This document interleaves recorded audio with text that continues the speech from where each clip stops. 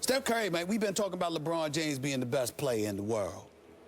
I mean, are we getting to a point where we might have to start revisiting that conversation just because of the marksmanship? You know, you got to remember, LeBron don't shoot 90% for the free throw line. LeBron don't shoot like that from three-point range. LeBron can't change a game as much of a locomotive as he is, and the multitude of things he does on both ends of the floor, because clearly we consider him the best player in the world, and we consider Kevin Durant number 2.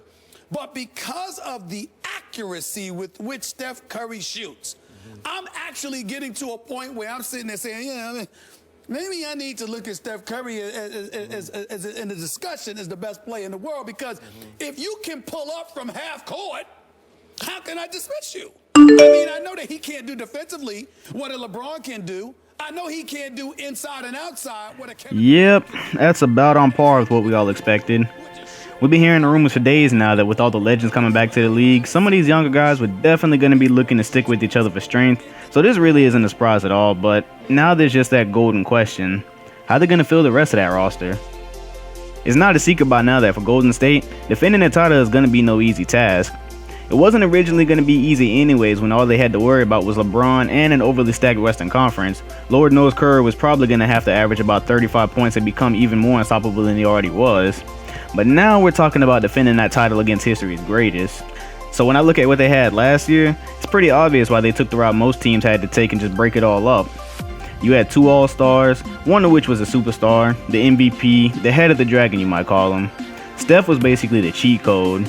Creates his own shot off the dribble better than most players in history, competes with themselves for his own three-point records, and occasionally just decides as an imaginary line farther than the three-point line to shoot from. Behind him, you had some of the most young, talented players with the potential that were going to break through the roof, and the veteran presences every team needs. Only one problem with that model moving forward in the new NBA. It came uncomfortably close to losing to a Cleveland team that really only had LeBron James on it. The few times Steph Curry was off in that series, the Warriors were shit out of luck. And while there's no doubt that team was going to become even better and probably patch those faults, there was just no time for that when you knew defenders like Scottie Pippen and Michael Jordan were re-entering the league. So apparently every team in the NBA is now following this Big 3 model. Before Golden State, that's really what's been winning championships anyway, so it only makes sense. The Spurs with their legendary trio, the Celtics whose run was cut short by injuries, the Heat who just simply owned the East for their entire run and probably should have won 3 of their 4 title shots. It's proven now, it works. The only difference is, now these teams can do it on an even larger scale, with some of the most talented players in NBA history. Hell, there's even been rumors of this extreme mega summit in both New York and LA. Apparently New York is making runs at LeBron, Kobe, and Durant, while LA is fielding the possibility of joining Magic, Michael, and Larry. Granted, with all the craziness over the past week, there's been tons of rumors and people's creative juices have just been running wild. I highly doubt there's any merit to those reports, considering LeBron just made the finals in his first year back in Cleveland, and Kobe has repeatedly pledged his allegiance to the Lakers over what looked to be the winning years of his career, so I highly doubt either of those guys are budging. But just know that if there's any truth to those reports, nobody would ever be able to beat those teams. Nobody but each other, not even this Golden Squad. Speaking of which, I've got some solid intel that's giving me a pretty good idea of how Golden State is going to be filling their roster, so this is what I got. We know with the newly formed Big 3 of Steph, James, and Anthony, the offense is going to be absolutely explosive. Defense is going to have a hard time figuring out why Steph Curry is allowed to shoot with his eyes closed, but when you add James Harden to that, who's one of the most incredible one-on-one players we've seen in a while, combined with an absolute monster of a player down low, I mean, he rebounds, he blocks shots, he scores, not to mention his game is expanding offensively.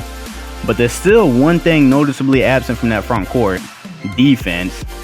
See, Steph is a magician, but he's not exactly hard to score on, and I think everyone has heard what James Harden is capable of on a defensive end.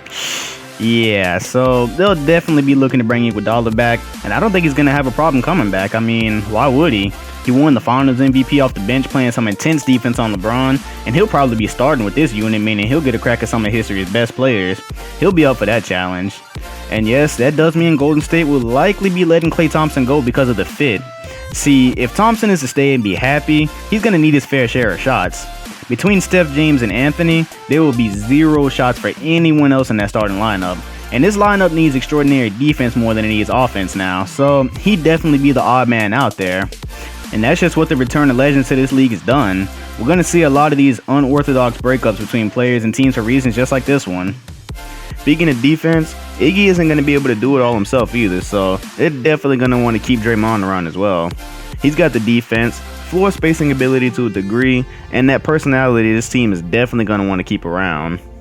Although they're getting rid of Clay, they're still going to want that guy that's able to complement Steph and James nicely for the days when they just need that extra punch on the perimeter for offense. A guy that won't miss when his number does get called, and it will. He doesn't need to be a ball handler either. They'll have enough of that. He just needs to be an absolute catch and shoot sniper. Someone else to instill that fear into the opposition if Curry or Harden aren't doing that already. And coming off the bench right by his side, they're going to want a bit of that old school flash to replace Harrison Barnes. That's going to be a huge hit to the identity of this team, so this guy's going to need to resonate with the true Warrior fans while fitting the fast-paced play pretty perfectly.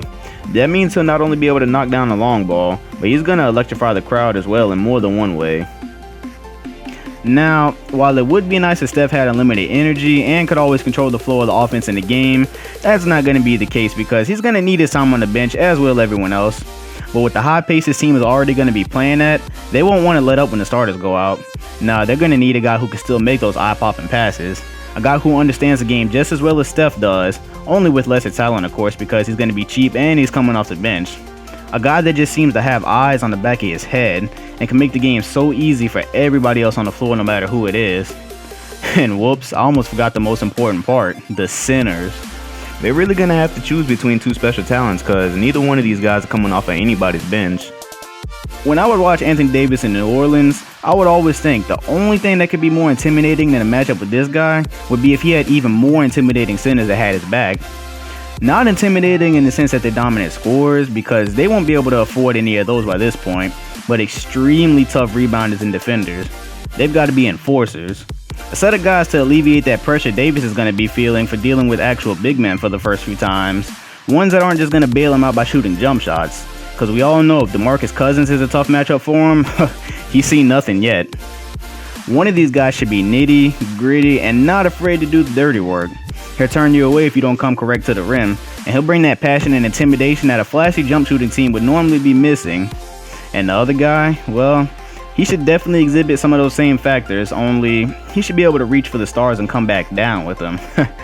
With the team they already have, this guy would definitely be something to deal with on the opposition. And he'd only need one more thing, the absolute heart of a champion. It's going to be real interesting to see who they choose.